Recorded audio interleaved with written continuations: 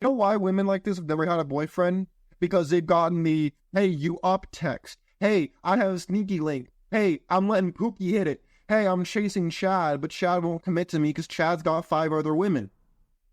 That's when women say they haven't had a boyfriend, do not mistake that for she's never had intimacy with a man.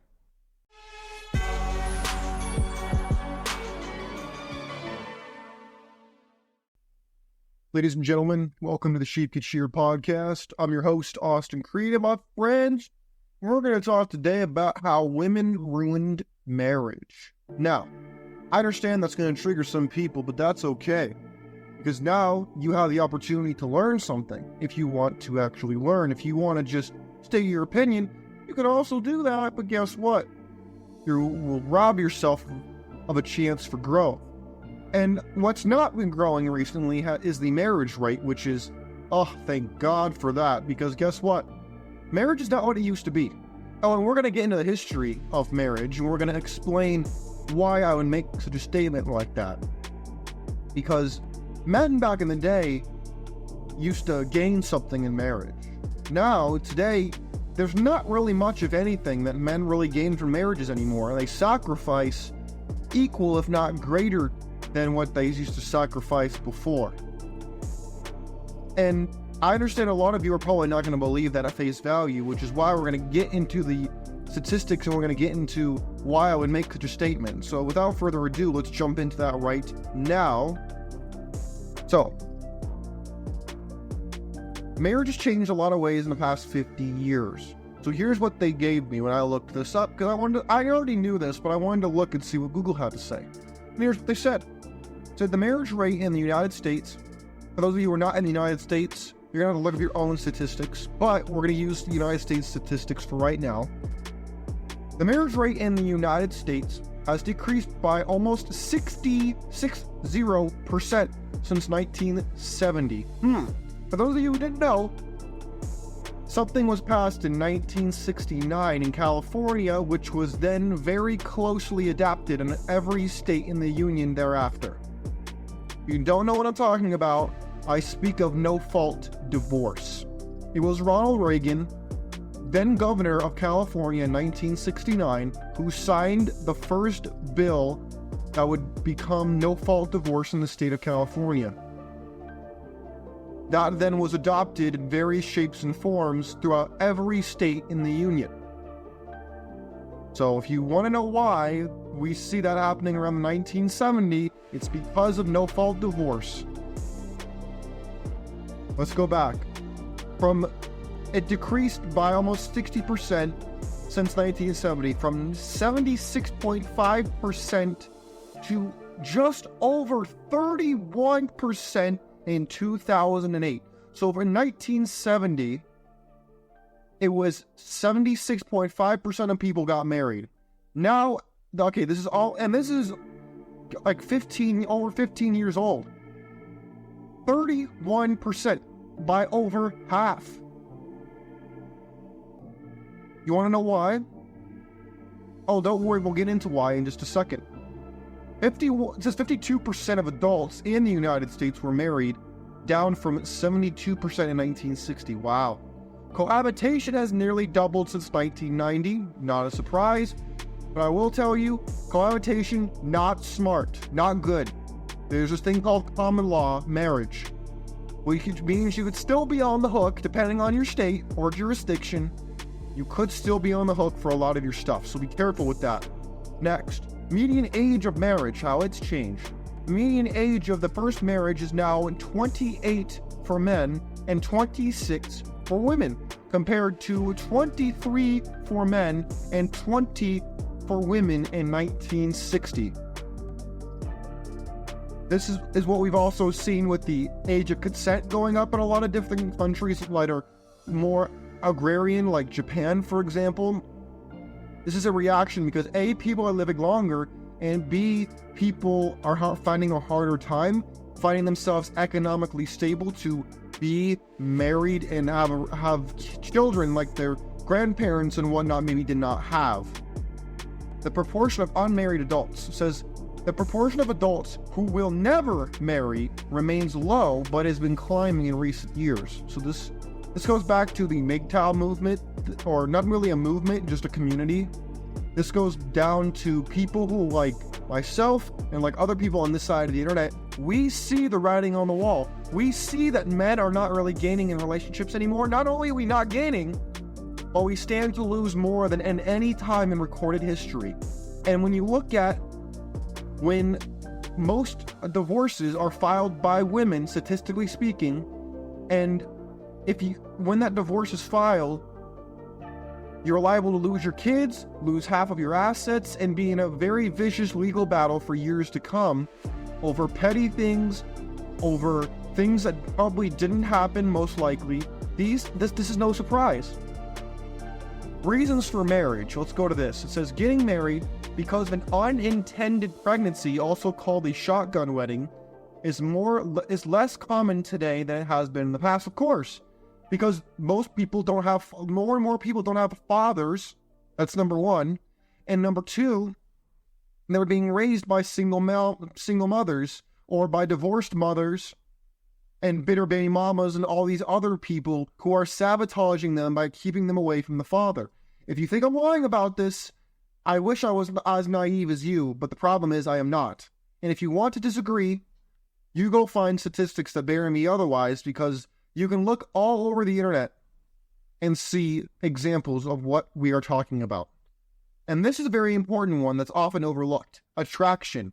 In more recent years, young people have been choosing to find their marriage partners — I don't like that term partners, it implies everybody's equal in every way, which is false — based on mutual love and attraction, which is important because we're going to get into that in just 1 second. But people didn't used to get married because of love and attraction and passion. That's a very Shakespearean, almost Elizabethan era type of idea that has only been exacerbated over time. But before that, this idea of love and whatnot being the deciding factor of marriages and relationships is pretty unseen. There are stories of it being a more fanciful, fleeting thing for youth, whereas people got married for resources, for family honor, for society and community purposes. They didn't get married because they were in love with each other. They learned to love each other after they got married. They usually got married for strategical, economic, or communal reasons. And will be what we're talking about next. So that's what marriage is like today. Let's go backwards to the 19th century. Courtship. You might hear today that a lot of women want courting to come back. Well, let's talk about courting. Victorian courtships, kind of like the stuff you might see in, like, I don't know, Bridgerton or one of those other shows on Netflix, were often short, with couples often getting engaged within 9 months. Couples would spend time together in public, not going and sleeping with 10 men and going to nightclubs, such as going on long walks and attending social events. I mentioned Bridgerton before. I've seen a little bit of it. My mother and my sister love it, so that goes to tell you a lot. But what I will say is, if you want an example of what this is talking about, go to the more British type of media and you'll see more of this, because America is a very young country and we don't have, technically speaking, we don't have nobility.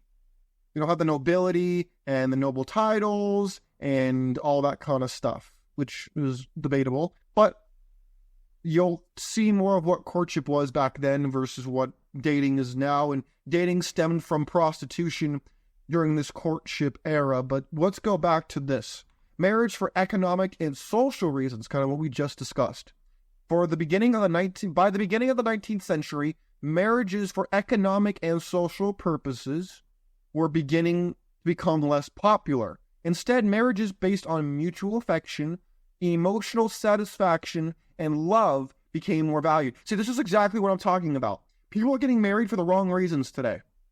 They're getting married for how the other person makes you feel, not for what that other person is going to represent long term, what you're going to be able to provide for your offspring or your offspring's offspring. People don't really think about that anymore. It's a dying art that needs to be resurrected. Women's rights. Oh boy, let's get into this interesting discussion. In the early 19th century, married women in the United States were legally subordinate to their husbands. I love how they frame that. They frame it as if it's oppressive. For those of you who don't know, this idea came from Karl Marx and Friedrich Engels, who wrote in the Communist Manifesto that women were instruments of production. They were, in other words, the proletariat to the man's bourgeoisie. They framed the man as the inherent oppressor over the woman, and the woman required liberation from the man and his tyranny. That's where you see that come from. And you might say, well, Austin, that's what feminism says. Yes, you're exactly right, because that's exactly where they got it from. And if you look at a lot of the people like Bella Abzug, and you look at other people like her who were big, prominent members of the feminist and womanist movements, this is not an accident. They were all communist sympathizers, and this is why. Now, let's get back to this. It says women could not own property, keep their own wages, or enter into contracts. Yeah, because a man was responsible for them. A lot of times you might see in society today, women don't like to take accountability for anything. It's because historically they haven't had to. They've been goofy and making mistakes, but the man would then take responsibility because he was the leader. But now they want man to be the leader, but the woman doesn't have to follow, but then she still doesn't have to take any accountability for her lack of listening. Let's go back. Wedding. Because in the early 19th century, weddings were often featured less guests, less pizzazz, but the same amount of love. Weddings often became a simpler affair.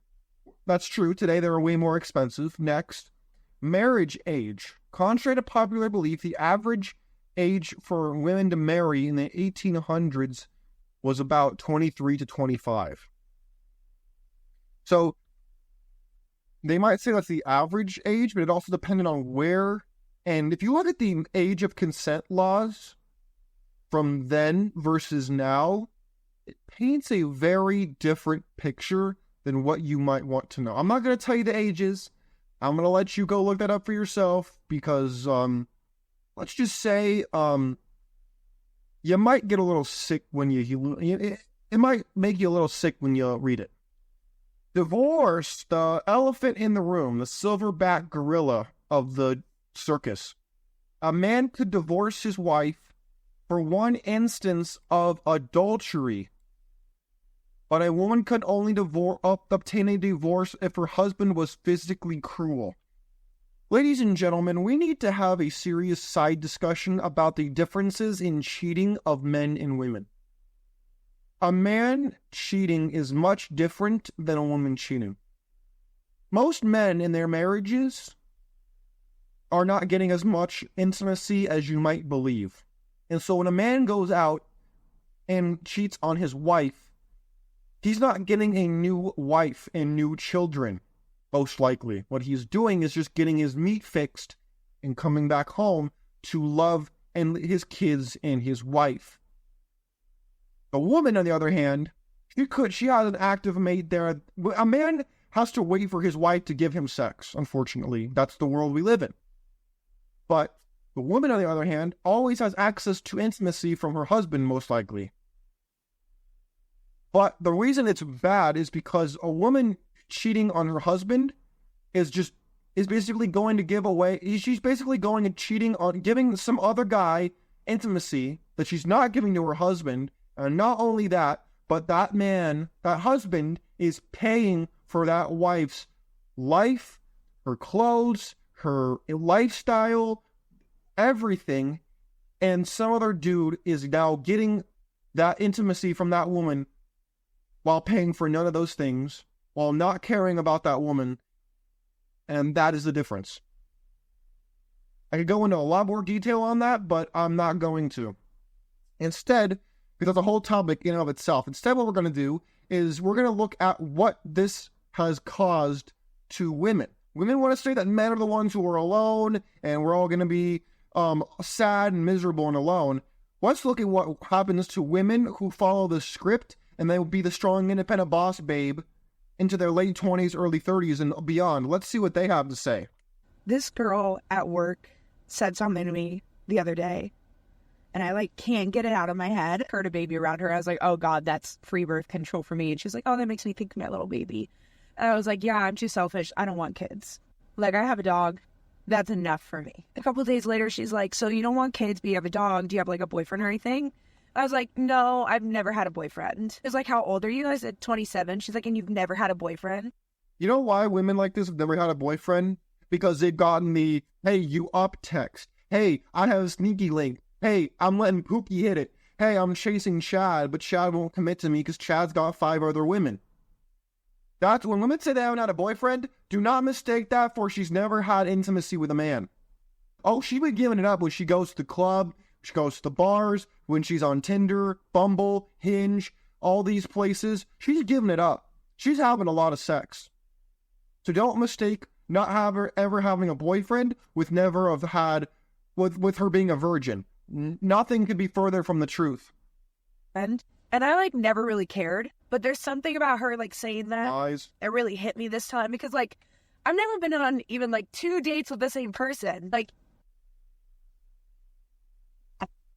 No, stop.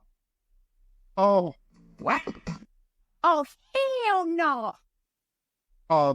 This woman's been on the roller coaster riding on men's roosters for a very long time. This woman has a body count over 100 for sure. Even guys I've talked to or hooked up with, they'll slowly stop talking to me, and then I find out they have a girlfriend or... I have not seen this video beforehand. What did I just say? This script writes itself every single time. And this is why women are destroying marriages. Because they want to do this, then find a nice guy, marry him, with all this baggage. You see how that might be a problem? They get into a new relationship a week later. And when I was younger and I didn't have a boyfriend or a girlfriend, I'd be like, it's because I'm fat. I used to weigh 320 pounds. I lost 160 pounds. It's not like I'm being hit up every day, every week, even every month with people in my DMs or Yes, you are. They're just not super attractive. Message me on Snapchat trying to get with me. Yeah, yes, they are. Yes, they are. Don't buy this, gentlemen. Yes, men are in her DMs, just not guys who look like Brad Pitt. Just not guys who look like Dwayne The Rock Johnson. Those are the guys who are not in her DMs that she wishes were in her DMs. Average guys are in this woman's DMs. Not the guys she actually wants, though, that she just described that she was out and never went on a second date with and who she hooked up with.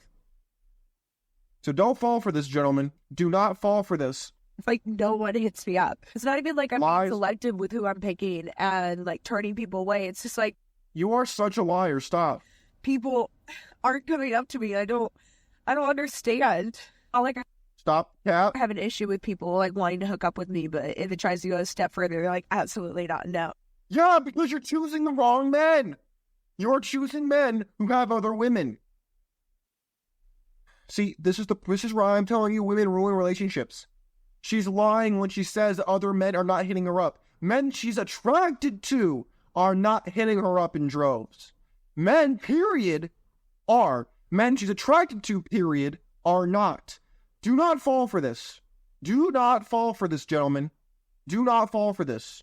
Oh, and we're going to look at the comment section after this. I can't wait to see that.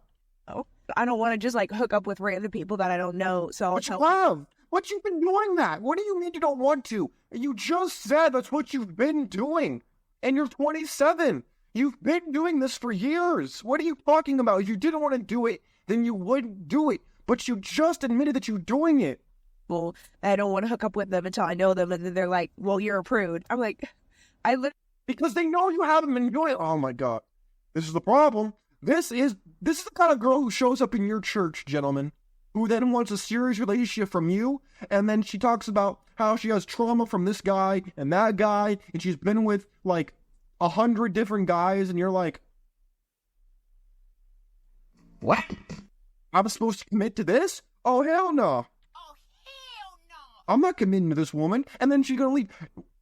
Ma'am, stay in your lane. You are a 304. We need men and women like you in this ecosystem. Hell, I gotta get laid sometimes too. So stay in this lane. Don't come over into the lane and then we'll say, well, I want a relationship from you. Where was the relationship from the guy who had an 8-pack and drove a Ferrari? Where was the relationship from Sugar Daddy? Nowhere.